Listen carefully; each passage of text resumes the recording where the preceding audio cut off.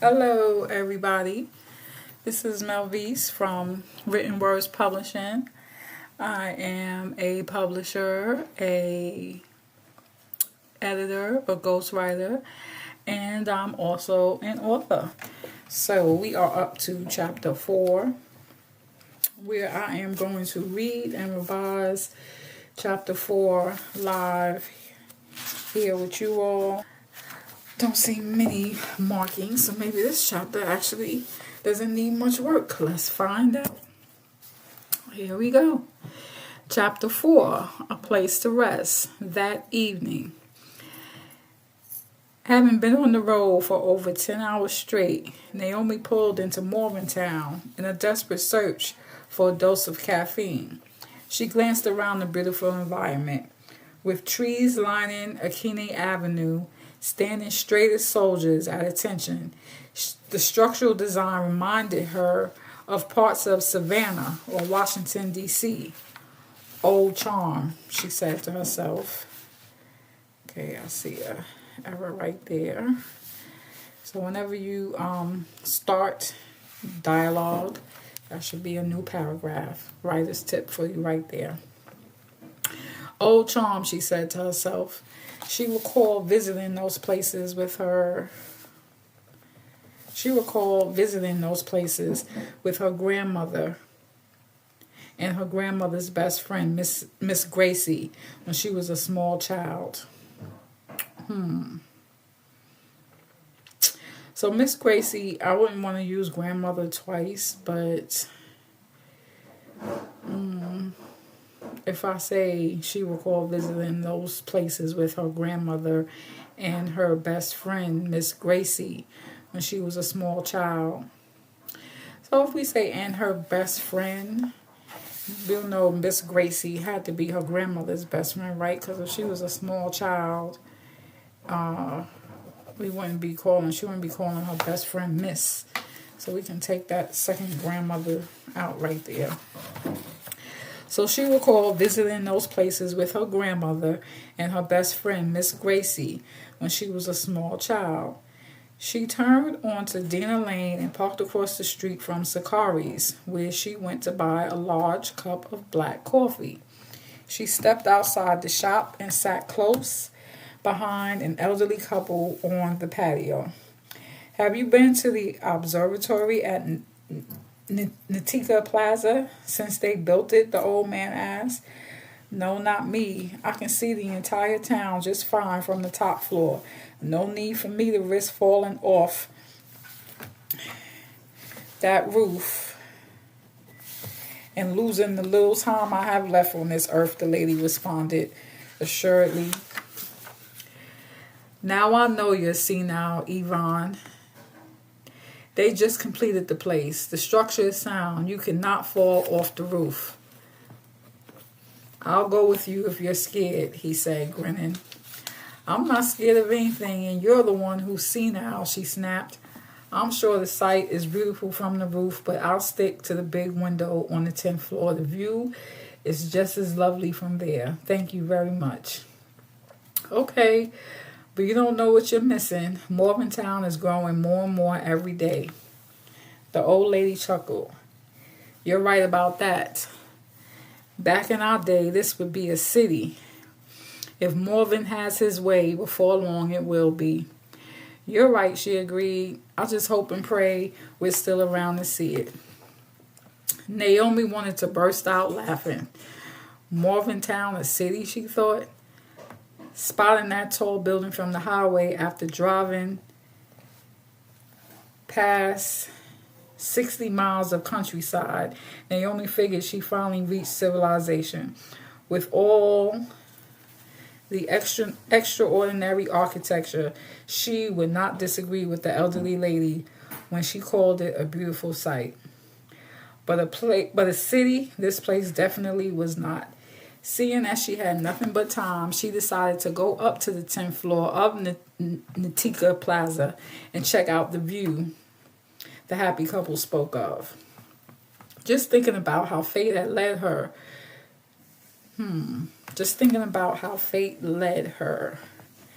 Yeah. It's another one of those had. I mentioned in a previous video, a lot of times you don't need had prior to past tense word. Led is past tense, so we don't need fate had led her. Fate led her is fine. Just thinking about how fate led her to the events that took place after she stepped off that elevator made her feel like an Academy Award winner. Now, for those of you who missed it, I read chapter 3 in my previous live, and those detail the events, what happened when she stepped off that elevator. Let me see you smile. You want to make some money? Well, we talk about what kind of money. You got to see chapter 3 to know what I'm talking about. All right, back to the story. Just thinking about how fate led her to the events that took place after she stepped off that elevator made her feel like an Academy Award winner. She was overwhelmed by a warm sense of accomplishment when she left JEK that afternoon. She knew it was a sign that it was time to take a break from her trip to nowhere and settle in one place for a while. Her great fortune brought an uncontrollable smile to her face, something that hadn't happened in months.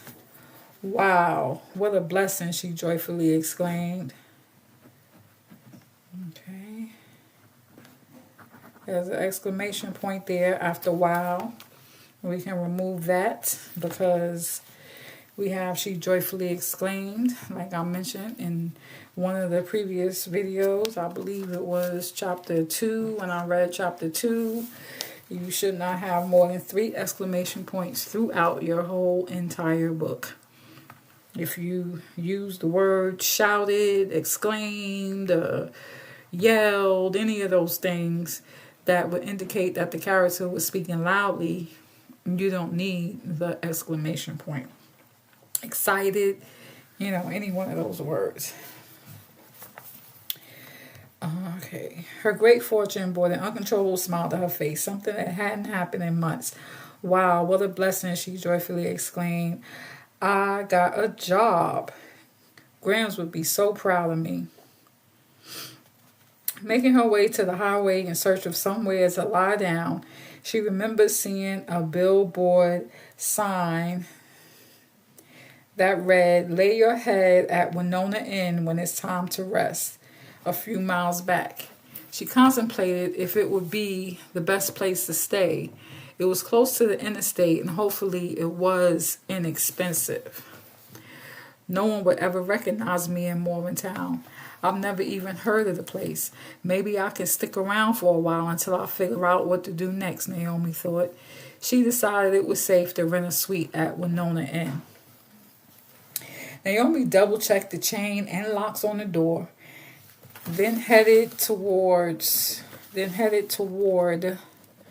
the bathroom to take a hot, relaxing bath, something she had not done for over a week. She turned the water on, undressed, wrapped the plush towel around herself, and began to floss her teeth. Thoughts of Grams popped into her head. It was amazing how those thoughts always seemed to creep up on her at the most appropriate time. She couldn't figure out if they were warnings or just her desire. So we want to take out just. Remember I said just there. So just is one of those unnecessary words. We're going to change just to simply. Naomi double-checked the chain and locks on the door, then headed toward the bathroom to take a hot, relaxing bath, something she had not done for over a week. She turned the water on, undressed, wrapped the plush towel around herself, and began to floss her teeth. Thoughts of Grams popped into her head. It was amazing how those thoughts always seemed to creep up on her at the most inappropriate time. She couldn't figure out if they were warnings or simply her desire to lean on Graham's shoulder at this desperate time of need. Growing up, she spent most of her time outside of school with her grandmother. They would sit around and talk, cook, sew, and played board games. As Naomi got older, she spent less and less time with her. There were days when Grams would call asking her to stop by, but she hardly went. Her man, Butter, took her out to dinner, every night. No need to cook. He let her spend as much money as she wanted on clothes, shoes, jewelry, bags, and everything else she wanted. No need to sew. Butter was the man. There was no time for games in the game, and tagging along behind her man and shopping was way too much fun. Let me take a pause right there. Shout out to all the grandparents out there. I happen to be a grandmother with 5 grandchildren, and I pray that there's never a day when they are so old and so busy and so preoccupied and having so much fun with life that they don't take the time to call and spend some time with their Gigi. Okay, that's what my grandkids call me, Gigi. Okay, now they're young. I get calls and FaceTimes, and when you come in and when I get there, oh, please don't leave. How long you staying? Oh, that's not enough. Can you stay extra days? You know, they be yearning to spend time with me. And I pray that desire to be around their Gigi never goes away. Shout out to all the grandmothers and the granddads, all the grandparents. All right, back to the story. She began to laugh at how foolish she had been, at how Grams always used logical humor to get her point across. She once told her, so I said she, so that's like she had. We could just make that she a regular she right there. We don't need the had. There's another one of those hads that's unnecessary. She once told her, baby, your world is small. She assumed maybe Grams was confused. It says that she assumed that maybe, but we don't need the that there. There's another that. Remember what I said? Search your document for that, really, just, very, very, really, just, in that. Yes, those are words most of the time. If you search through your document, through your manuscript, and you delete those words, you don't need them. A lot of times you don't need them. She assumed maybe Grams was confused due to her medication. I don't know what you mean, Grams. The world is huge, said Naomi sarcastically. Yeah, the world is huge, but your world is small. Tears began to well up in her eyes as she finished brushing her teeth. So I'm taking out as she finished brushing her teeth. So I'm just going to say tears began to well up in her eyes. Now was a fine time to recall her itty-bitty world at a time when she needed access to the entire universe. So we got time there twice. Remember I mentioned if you can avoid using the same word multiple times in the same sentence or the same paragraph or even on the same page, avoid doing that. There's always a synonym that you can use.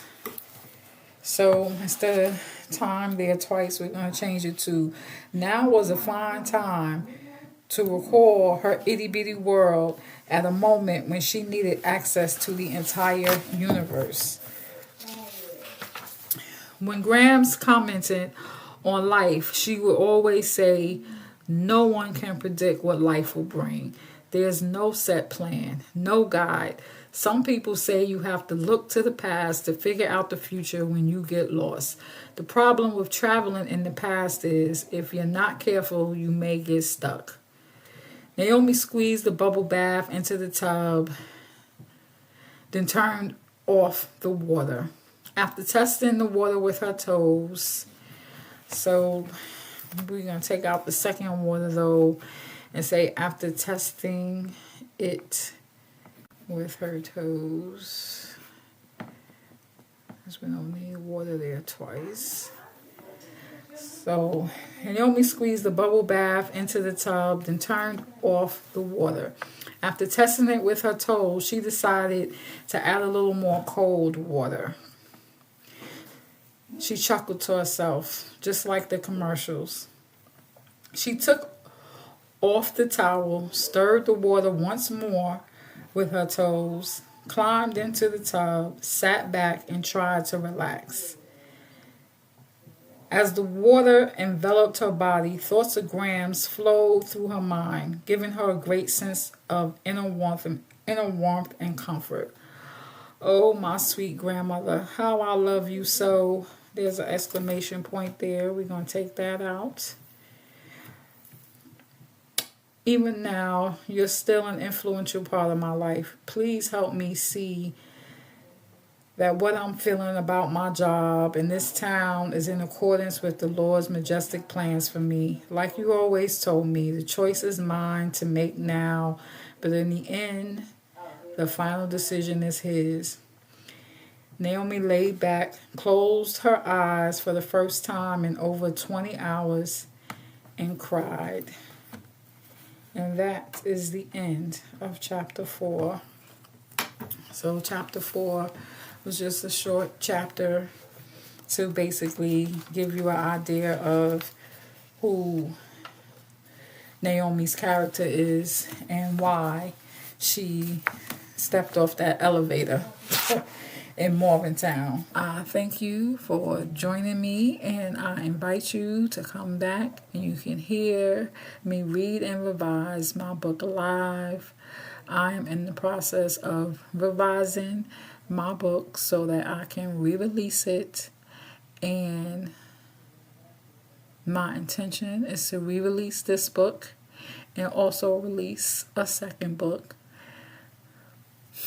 I haven't decided on the timeline if I'm going to do them back-to-back or simultaneously, but the ultimate goal is to reach the New York Times bestsellers list. So if you are enjoying this story, please like my videos, follow me wherever you see me on any platform, Melvise Written Words Publishing, and buy the book when it comes out. Everybody, I need at least 5,000 people to run and buy the book. 5 to 10,000 people to run and buy the book within a 7-day period, so I can be a New York Times bestseller.